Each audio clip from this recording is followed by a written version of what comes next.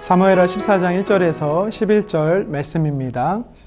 수르야의 아들 요압이 왕의 마음이 압살롬에게로 향한 줄 알고 드고아 사람을 보내 거기서 지혜로운 여인 하나를 데려다가 그에게 이르되 청하건대 너는 상주가 된 것처럼 상복을 입고 기름을 바르지 말고 죽은 사람을 위하여 오래 슬퍼하는 여인같이 하고 왕께 들어가서 그에게 이러이러하게 말하라고 요압이 그의 입에 할 말을 넣어주니라. 드고아 여인이 왕께 아뢰 때에 얼굴을 땅에 대고 엎드려 이르되 왕이여 도우소서 하니 왕이 그에게 이르되 무슨 일이냐 하니라. 대답하되 나는 진정으로 과부이니이다. 남편은 죽고 이 여종에게 아들들이 있더니 그들이 들에서 싸우나 그들을 말리는 사람이 아무도 없으므로 한 아이가 다른 아이를 쳐 죽인지라.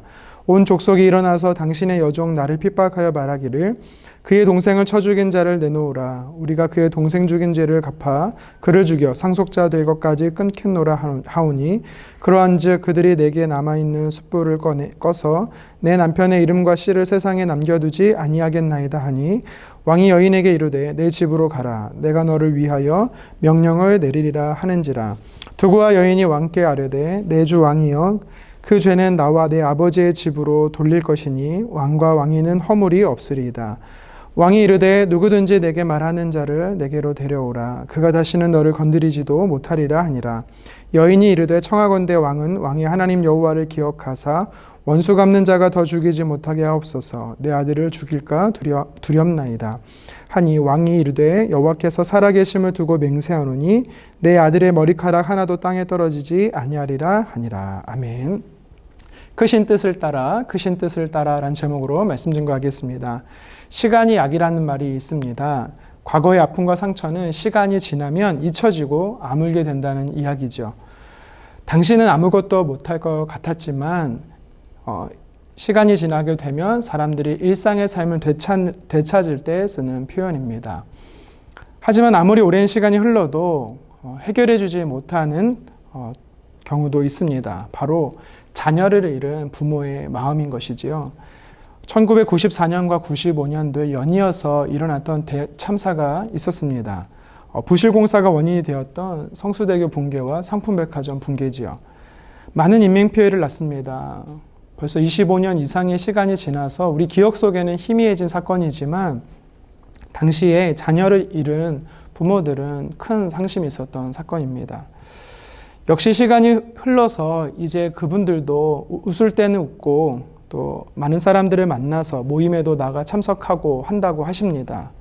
하지만 여전히 사고 당일이나 또 자녀의 생일이 되면 흐르는 눈물을 멈출 수 없다라고 이야기를 합니다. 오늘 본문에 봐도 아들을 향한 애절한 마음을 품고 있는 다윗의 모습이 등장합니다. 성경은 암논을 죽이고 압살롬은 그술 땅으로 도피했다라고 말하지요. 압살롬을 향해서 다윗의 마음은 슬프고 또 간절했다라고 앞선 13장에서 이야기를 하고 있습니다. 살인을 저질렀기 때문에 그 죄가 무겁긴 하지만 그럼에도 불구하고 아들이기 때문에 아들을 사랑하는 다윗의 마음을 우리는 성경을 통해 읽을 수가 있습니다. 그렇게 시간이 3년이 흘렀습니다. 다윗은요, 이 시간 동안 죽은 아들 암논에 대한 위로를 받았죠. 그런데 아버지를 떠나서 구술로 도피한 이 압살롬에 대해서 다윗은요, 여전히 그리워하며 있다라고 성경은 이야기를 하죠. 오늘 본문은 이런 다윗의 마음을 간파한 요압이 구술 땅에 있는 압살롬을 예루살렘 땅으로 불러들일 계책을 세운 내용입니다. 다윗의 인허가 없이는요, 절대로 압살롬은 예루살렘으로 돌아올 수가 없습니다. 그래서 요압은요, 다윗의 마음을 움직이고자 했던 것입니다. 오늘 본문 3절에 보니까요, 다윗은 드고아라는 여인을 통해서 그에게 상황을 연출시킵니다. 과부로서 두 아이의 어머니로 연출을 시키죠. 심지어 그녀가 다윗 앞에서 무슨 말을 해야 할지 그 입술에 그 말까지도 넣어 주었다라고 아주 치밀한 계획을 요압이 세운 것을 볼 수가 있습니다. 정면에 나서지는 않고 뒤에서 조종하는 요압의 모습인 것이죠. 오늘 이 요압의 모습이 우리에게 주는 영적 교훈이 있습니다. 그것은 바로 사람의 생각이 하나님의 생각을 뛰어넘을 수 없다라는 것입니다. 사람의 생각은요, 절대 하나님의 생각을 뛰어넘을 수가 없습니다. 우리는 왜 군대 장관 요압이 이 다윗의 아들 압살롬을 예루살렘으로 데리고 오려고 하는지 그 의중을 파악해야 됩니다. 다윗을 위해서일까요? 네, 표면적으로는 다윗을 위해서지요. 1절 하반절 성경은요, 요압이 알았다라고 말합니다. 그가 안 것이 무엇일까요? 아들 압살롬을 향한 다윗의 그리워하는 마음을 알았다라는 것이지요. 여전히 시간이 흘렀지만 3년의 시간이 흘렀어도 아들을 향한 그리워하는 마음이 다윗에게 있었다라는 것을 요압은 알고 있습니다. 그럴만한 것이 십수년을 함께했던 사람입니다. 오랜 기간 동안 전쟁에서 함께하고 함께 동거동락했던 사람입니다. 다윗의 눈빛만 보아도 다윗이 무슨 생각을 하고 있는지 요압은 알고 있었다라는 것이죠. 비록 형 암논을 죽인 동생이지만 살인을 하고 도망갔다 할지라도 여전히 그는 아들이었습니다. 그래서 다윗이 아들 압살롬을 사랑하고 있는 아버지인 것을 요압은 알고 그를 데리고 오려고 하는 것을 우리는 알 수가 있습니다. 그렇지만 요압이 압살롬을 데리고 오려고 하는 이유가 과연 그것뿐이었을까요? 순전히 다윗을 위함이었을까요? 그것은 아닙니다. 어떻게 알 수 있습니까? 오늘 본문에 보면은요, 요압의 미심쩍은 행동들이 나타납니다.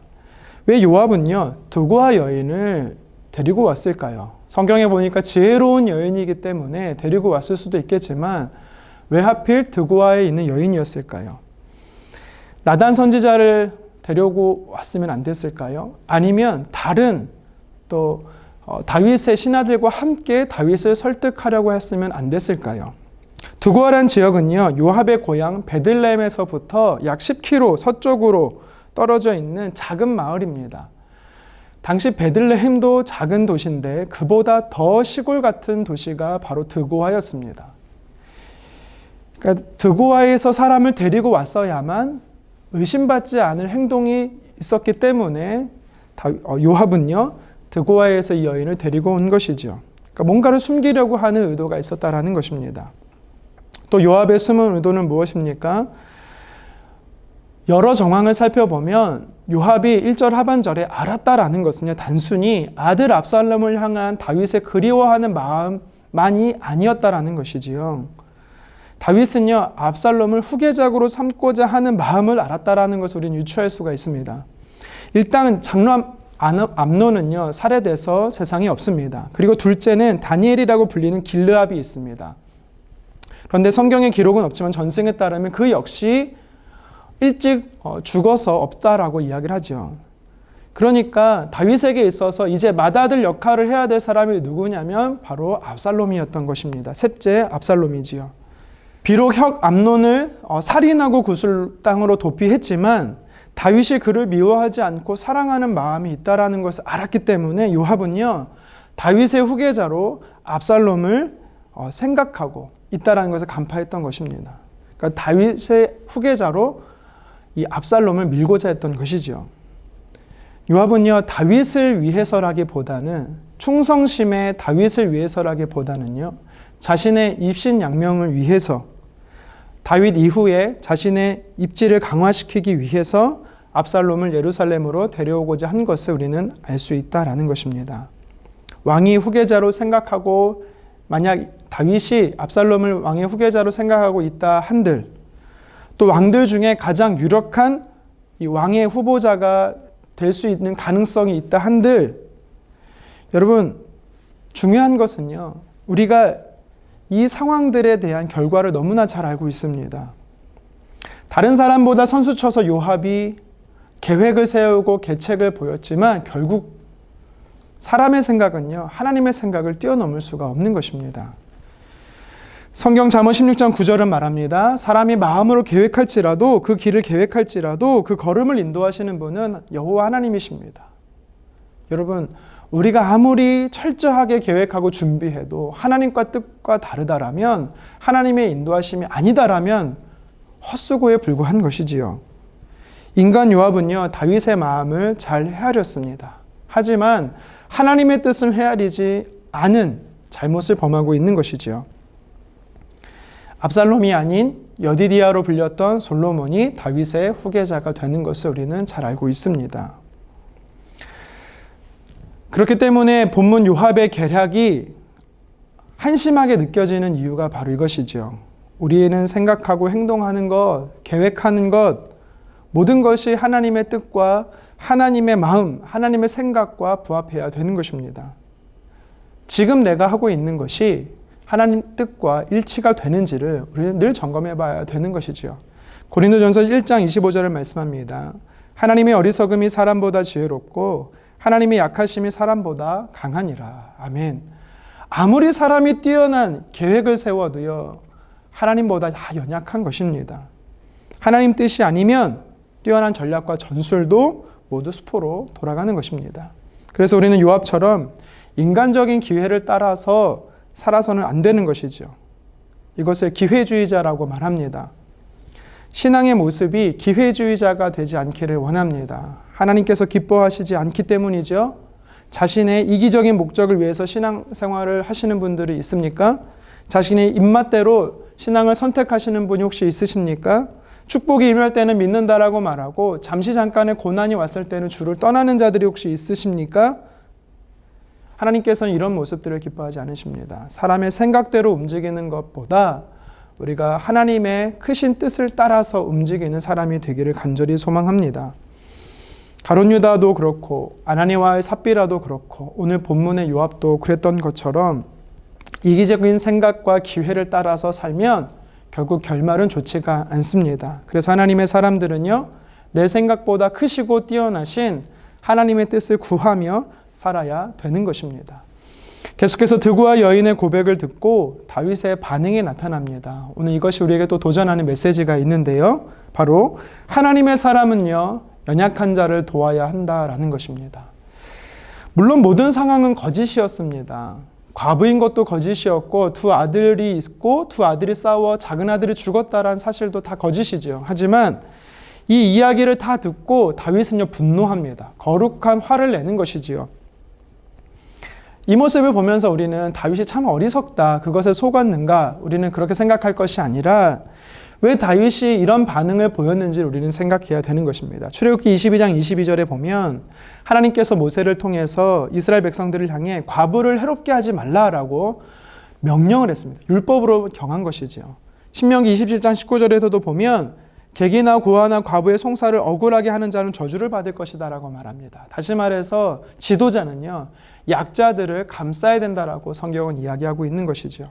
신명기 26장 12절에서는요, 자신의 소산의 11조 중에 과부를 위해서 사용하라라고 성경은 또 이야기하고 있습니다.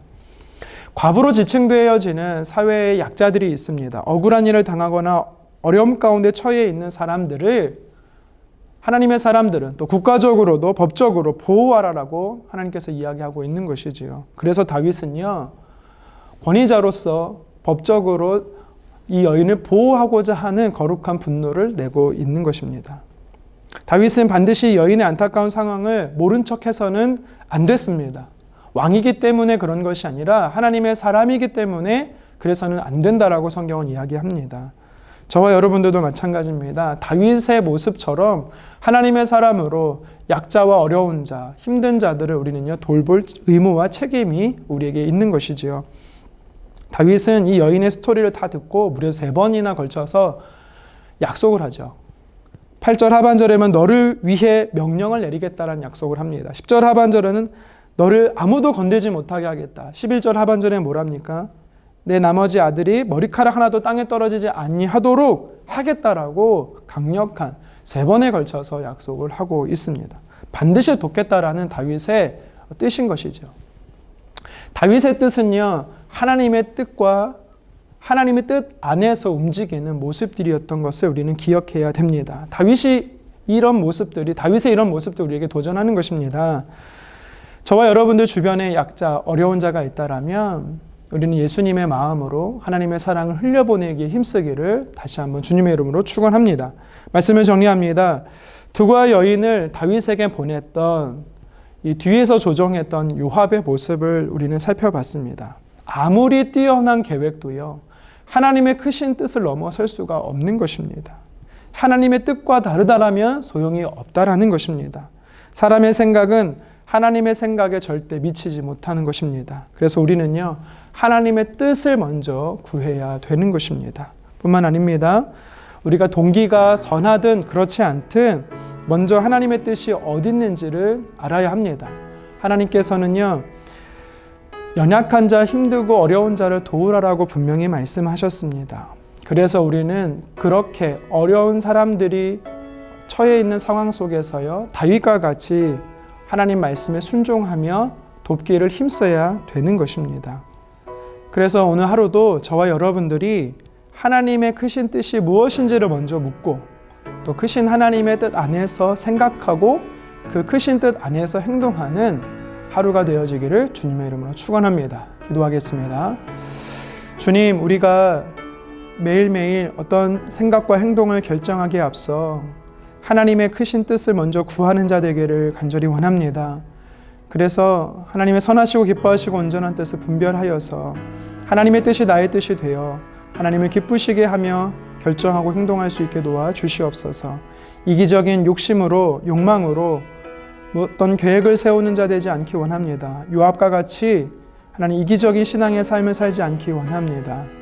뿐만 아니라 다윗은 물론 그 순간만큼은 거짓된 연출이었음에도 불구하고 하나님의 뜻이 과부를 도우라는 하나님의 뜻이 있었음을 다윗은 기억하며 그를 돕기로 한 것을 통해 오늘도 우리에게 내 주변에 연약한 자, 어렵고 힘든 자가 있다라면 그를 위해 기도하고 하나님의 마음으로 사랑으로 흘려보낼 수 있는 저희들 되게 도와 주시옵소서. 오늘도 주의 크신 뜻을 알려주십시오. 오늘도 우리에게 하나님의 뜻을 가르쳐 주시옵소서. 감사드리며 살아계신 예수님의 이름으로 기도드리옵나이다. 아멘.